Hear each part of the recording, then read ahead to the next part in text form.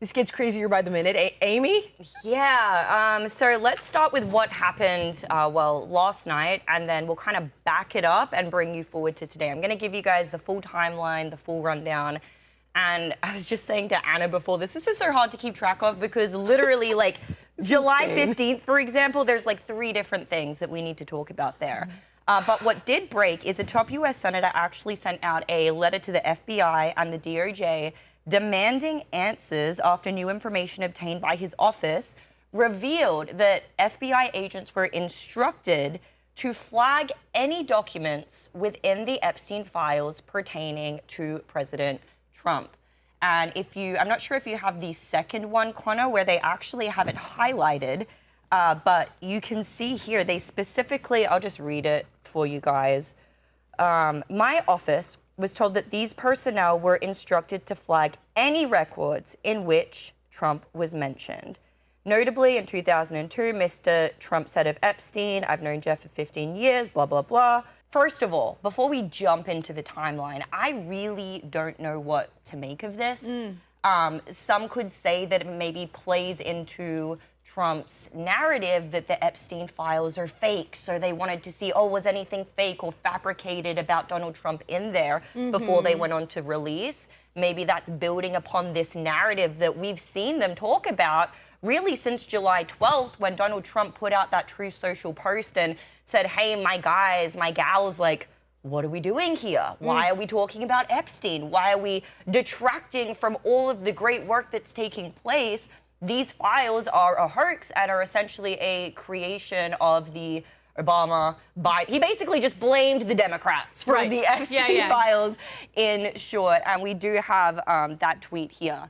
Now, one thing that has been really interesting about this story is seeing the way it has divided, or in some cases, united different bases, right? Like, I'm feeling like people within MAGA are now finding camaraderie with some people who are on the left because everybody just feels so strongly on this issue, but it is causing a lot of MAGA infighting. Can I weigh in on that a little bit? Because Absolutely. I think at the center, at the very center of that, I believe there are alliances forming, and those are good alliances because to me, it represents Americans who really care about fairness, justice, and this country. Yeah. And so for me, I think it's a beautiful thing to see like part of the MAGA base be so vociferous in pushing back against this notion that there are no Epstein files. Yeah. It's actually, first of all, there are no Epstein files. That was the first lie. Right. And then you hear from Trump in that post, no, there are Epstein files, but they're totally made up by the Democrats. Right, and then there's the doctored video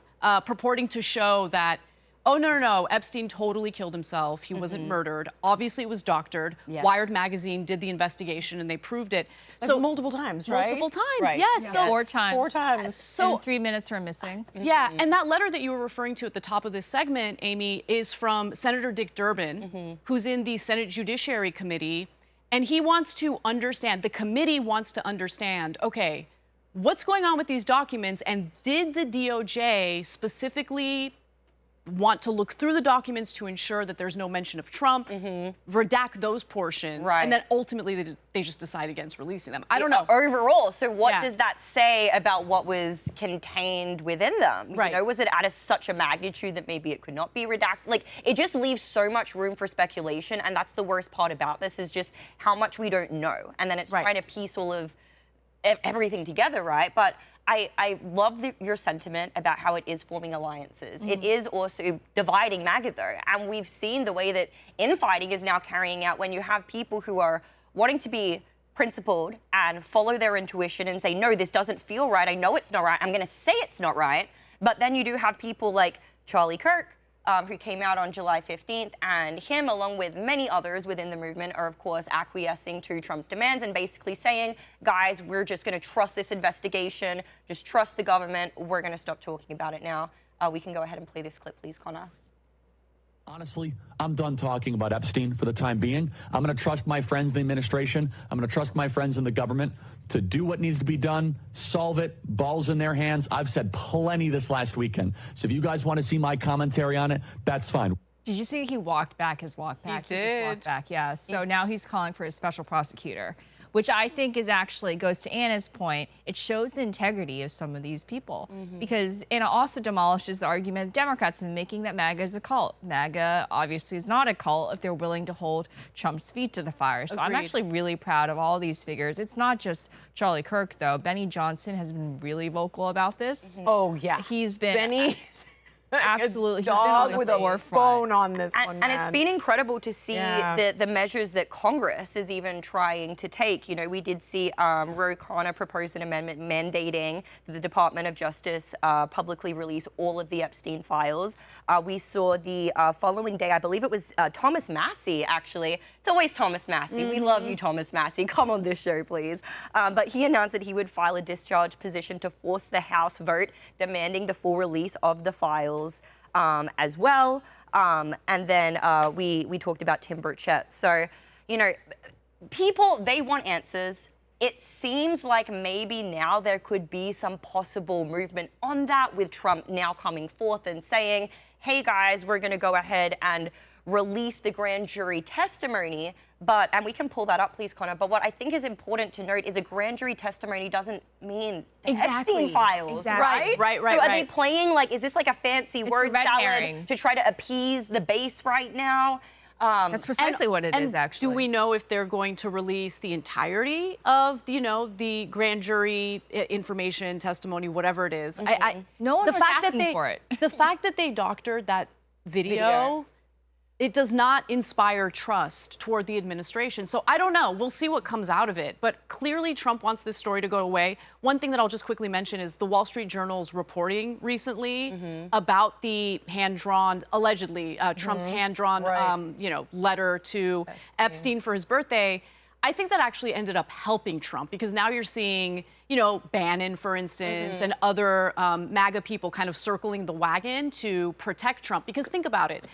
What grounds them is their hatred for our media, right? For good reason. The media is not really fair oftentimes or whatever. So they see this as another example of the media unfairly attacking Donald Trump. But I think what supersedes that is what Trump's brand was coming into the federal government, which was anti-deep state. Right. And now the way he's behaving makes it appear as though he is. That is what I wanted to throw out there when we kind of got through all of the details that you were giving us, is this is intelligence.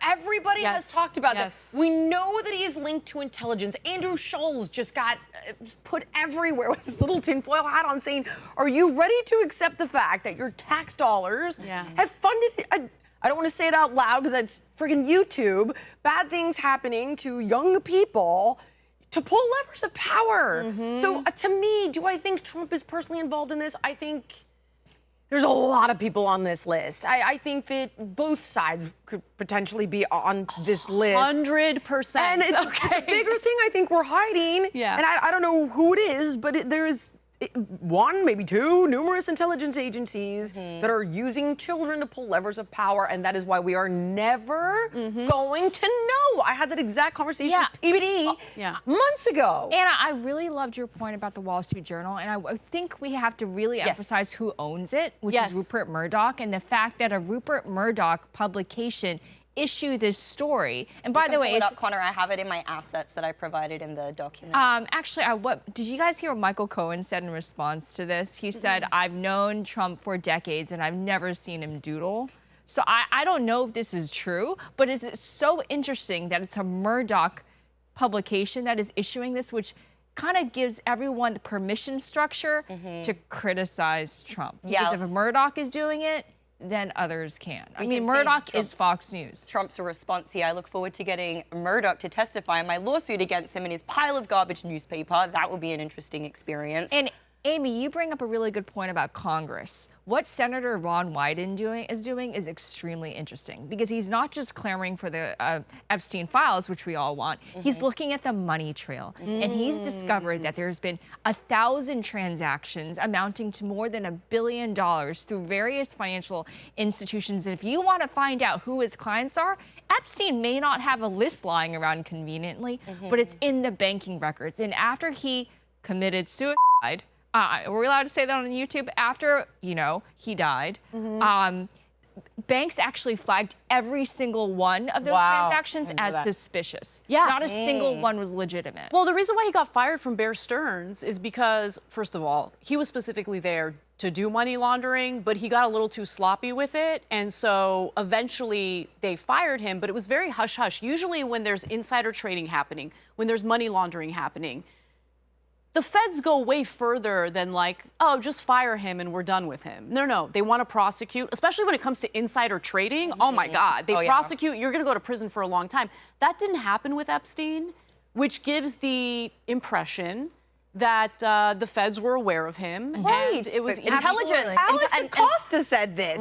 Really quick. He literally came out. I'm so sorry. No, you're totally fine. There's one thing that you all make excellent points, and it makes me want to bring it back to this point when you're talking about the deep state and is Trump a part of it, all of this stuff. One thing we have to talk about in this timeline was July 17th, Maureen Comey. Fired. That, if we're going to talk about the deep state, the amount of cases that woman has been on that could potentially have, allegedly, the deep state fingerprints all over it. So what's your take, all of you ladies, what's your take on her being fired? Is First that of all, like that woman, she has her nose in literally everything right now. It's not Diddy just case. Epstein, it's Diddy.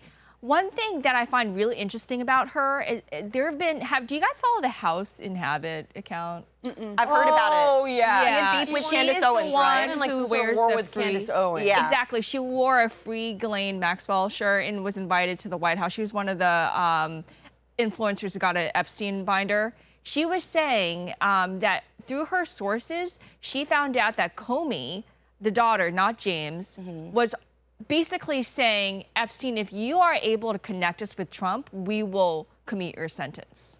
What? Yes, that is Is there evidence of that? That's crazy. According, I'm not saying, but that's the reporting. She's developed a huge following over this. She has Trump's ear. She's close with Laura Trump. I don't know, but basically, her take on this situation is that they used Epstein as a pawn to get to Trump. But Epstein said again and again, I don't have anything on this guy.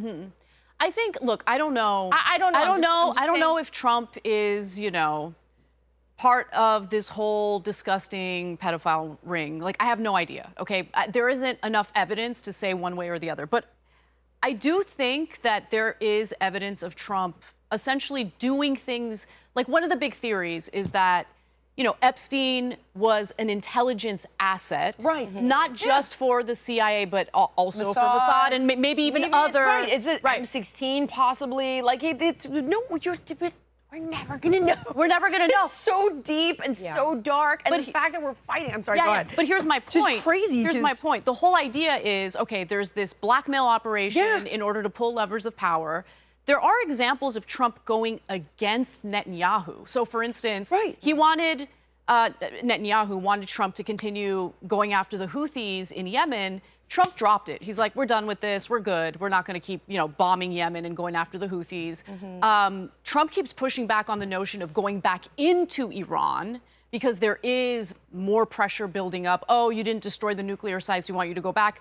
He keeps saying, no, they're obliterated. No, we're not going back in. We're not going back in. My point is, if he were in the files, I feel like he'd be a lot more careful. Compliant? More compliant, exactly. But he's going against them. He got a bullet to the ear. I'm sorry. I think he's worried about assassination. I hate to tell you, like, and Anna's going to break that down for us in the future, what will come of that whole Butler report and all that. But, like, someone put a bullet in the guy's ear. Some kid that, like, come on.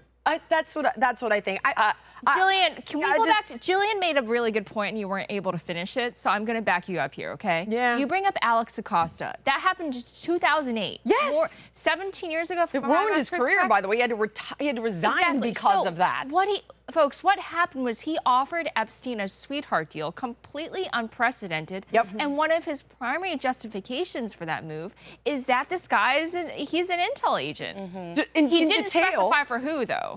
So he gave him a non-prosecution agreement, right? He's allowed to leave jail. There were other people, I think 3 or 4, that were given the same deal. We have no idea who they were. Yeah, we should know. Yeah, we should know. When they were vetting Alex Acosta, Trump's administration, somebody in that vetting process leaked to the Daily Beast because they said, well, why didn't you go after Epstein? He's like, I was told by intelligence he's above my pay grade and leave him alone.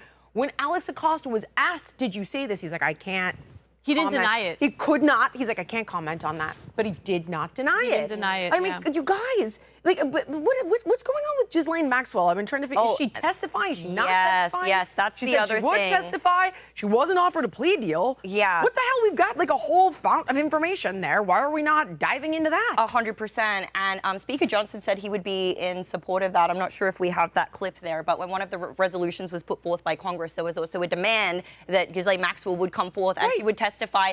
He then went on to say that he would be in full support of it, but then later actions seemed to contradict it, where apparently they then went out on the floor and they voted no against it. Now, Anna, this is something I wanted to clarify with you due to your insight of how, like, procedurally these things work. But I've heard a range of different things. I heard that it was in fact a procedural vote, and the reason why they had to vote against it was because if they did not, then it would have given the floor to the Democrats. So there is some truth to that. Okay, but the Democrats are not going to be able to pass any legislation. Okay, they have a minority in Congress. So, if I saw it as an excuse, if I were a Republican, I would have voted yes, because voting no seems like you're part of the cover-up. 100%. Yeah. And look, let me just say one other thing about, the public statements of Republicans like Mike Johnson. They don't want to be implicated in the cover-up. So they'll make public statements knowing that most Americans aren't paying close attention to congressional proceedings. Yeah. And then they do the exact opposite of what they publicly said they were going to do in their votes, 100%. right? So I think that's what happened in the House. But to the credit of, I believe at this point, there are 10 congressional Republicans, in the House specifically, who are signing on to this resolution to release the Epstein files. But something to know about the resolution is that it's non-binding. It's not like passing legislation, allocating funding for something specific, and the executive branch can't come in and upend that. In the case of a resolution, the executive branch can totally ignore it. What I find really interesting is that polling just came out yesterday, and this has actually driven his ratings up. I just can't believe it. I mean, that polling is what super I mean is, like, suspicious. I wonder, the question I ask myself by is, the way, do you CNN. know? Oh, yeah, no, CNN is one of the most inaccurate pollsters. Yes. Harry Enton, who's actually been really fair to Trump over the last couple months, so that's why I was like, wow. One thing that I ask myself is, though, is it just because we're extremely and terminally online? Like, is America paying attention? That's what I want to know. Yeah, I think they are. I mean, even just looking at my kids are paying attention to this. It's all over legacy media and independent media. It doesn't matter what bubble you're in, you're getting this news. And what's making it worse is Trump persistently telling everyone to stop talking about it. And this is a video that I really want to play, if you could please pull it up, Connor, where Trump actually literally calls his supporters stupid. Yeah, he and does. this kind of ties back to what you're saying, and you're like, is he afraid of being assassinated? Is it that maybe he's implicated in the files in a manner which he can't be protected? It's something because he's behaving so erratically to do something like this, which is just, he knows how this will affect his base, and yet he's still saying it. Could we play this, please, Connor? Mr. President, I know you want to move past all this intrigue over the Epstein files, but I do want to ask you to clarify something you said this morning. You said this was all a hoax. Has your Attorney General told you this was a hoax? What evidence have you seen of that? No, it's not the Attorney General, no. I know it's a hoax. It's started by Democrats. It's been run by the Democrats for 4 years. You had Christopher Wray and these characters, and Comey before him. And it's a bad group. It started, actually, look at the Steele dossier that turned out to be a total hoax.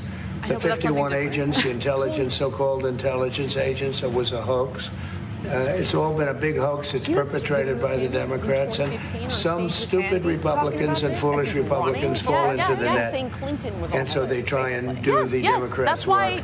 By the way, that was explosive. explosive. That was part of the reason why his base supported him. And so to do this big 180 is a big deal. Yeah, and I also just want to say, putting Trump's name aside, there are far more prominent Democrats on the list than Republicans. That's just a fact. Yeah, Bill Gates, one of the biggest funders of the Democratic Party, and actually one of the reasons his butt got kicked to the curb by Melinda Gates is that he wouldn't stop hanging out with Jeffrey Epstein. Right. And then you have Bill Clinton, whose basically his reputation is in tatters. And the Clinton family right right now, I mean, no one likes them on either side. What I think is really interesting that you see politicians on both sides of the aisle right now clamoring onto this issue as a bid to up their own prominence. Like Ro Khanna, do you know what he's doing right now? He's positioning himself to run for the Democratic nomination. Same with, I mean, as president? Yes, he absolutely is. It seems like he is. It seems like, really definitely.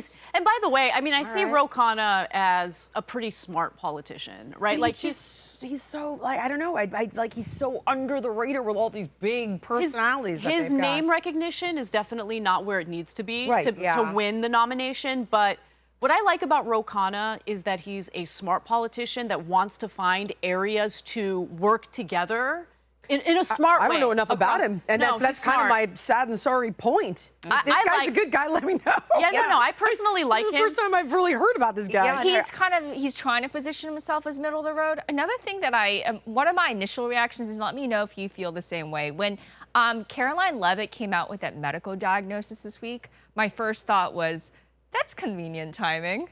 I've heard people say the same thing. With the Biden cancer thing, remember with Jake Tapper, I've become extreme. I mean, I'm deeply cynical about all politicians. And for good reason. I mean, for good reason. He could actually be getting sick from stress, man. Imagine how, like, insanely difficult this entire thing is to navigate when every single person is looking to you, asking the questions. You know, you can't actually give them answers, even if you have them. Like, it's a really difficult path to walk. But he's a marketing genius. Why is he fumbling this? But that shows you the stakes and how high pressure it is, unless it's some crazy 5D chess, like a bunch of people keep saying. There's no universe. I know, and I can expose this. I know, and I'm laughing at myself for saying it back on the last show, and I'm laughing at everybody else posting about it now. Did you guys see, was it Anna Paulina Luna made a post basically saying, oh, look, we have the most transparent administration in history. They're about to release just this week? Everything. This is like literally yesterday or maybe the day prior. My gosh, we're playing 5D chess here, implying that there's something we don't understand. That's really, you know what that reeks of? That sounds like Biden's a genius behind closed doors. Yeah, 100%. Like I can't stand gaslighting the American people. That's what disgusts me. It doesn't matter which side is doing it. I can't stand it. Just going back to that video, though, and Trump calling his base stupid, you know, he's under the impression that he doesn't need his base. He doesn't understand you're nothing without your base. The thing is, literally nothing. Is this calculus? I'm not running again, so I don't give a shit. I wondered that too. Maybe. But I know his kids have ambitions. But then other people are gonna like wipe Trump them 2028 merch already. I mean, you know? I don't know. But then you have people like Bannon saying you should very much prepare yourself for a 2028 run by Trump. Okay, so Bannon's I don't crazy. know. Well, you know, but Bannon is also like he's kind of a weather vane for the MAGA movement, though, in terms of what they're thinking. So I don't know. Another thing is perception is reality in politics. Trump must know how bad he looks. I don't understand his calculus here because usually he's literally a genius at messaging. I'm going to tell you exactly what the frig happened. Somebody basically said, we're going to put another bullet in your brain if you expose what the hell's going on here. There is no universe where that is not what's happening. He's like, there's nothing to see. All of them look like they saw a ghost. Bongino, Patel, nothing to see here. Nothing to see here. Killed himself. He definitely killed himself. Like, you guys, I am telling you that this is like, we're never, anyway, I'm ready to jump to Tucker if we've dug through all of this for now, because that's where I think this is. One last thing. Tell me. You're so right, though. In that video, the two of them looked like they saw a ghost. It looks like a hostage video. Yeah, exactly. Literally. In a previous show of ours, and I was like, oh my God, that's exactly what this freaking looks like. Man, government is dirty. Like, especially when you see Bongino being like, I'm never letting it go. Never. Friend to be like, he killed himself. He killed himself. Like, anyway. Thank you so much for watching Her Take. If you like the show, can you help us out by subscribing to the channel, clicking the notification button, sharing, commenting, joining the conversation? It helps us out a ton with the algorithm. We appreciate you.